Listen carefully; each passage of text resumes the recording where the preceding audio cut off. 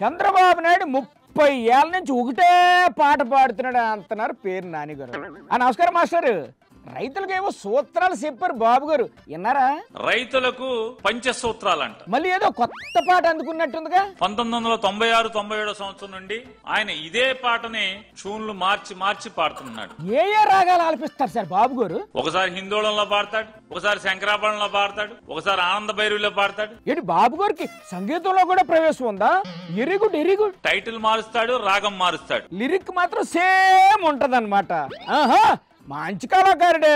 ఇంకేంటి సార్ విశేషాలు? కొండనాలికి మందేస్తే ఉన్ననాలికి కూడా పోయిందంట చంద్రబాబు నాయుడు గారి పరిపాలనలో. అదే సార్ అలా అంటారు.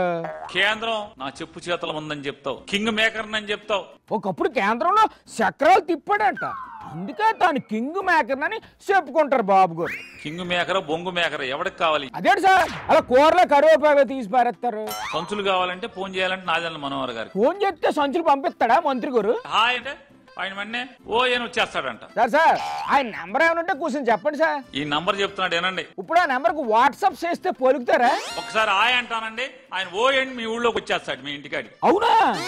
సంచులు ఇంటికి తీసుకొచ్చి ఇచ్చేస్తారా మంత్రి గారు? సిగ్గుపడరా మీరు అసలు? ఎందుకు సిగ్గుపడాలి సార్? సిగ్గు చిన్నప్పుడే వదిలేశారు. డబ్బా మాటలు సొల్లు మాటలు పిట్టలు దొరక ఊర్లు చంద్రబాబు నాయుడు. ఆ డబ్బా మాటలు పిట్టల దొర కబుర్లతో చూసింతైనా ఎంటర్టైన్మెంట్ దొరుకుతుంది సార్. మీరు అది కూడా లేకుండా చేసేస్తారేంటండి బాబు?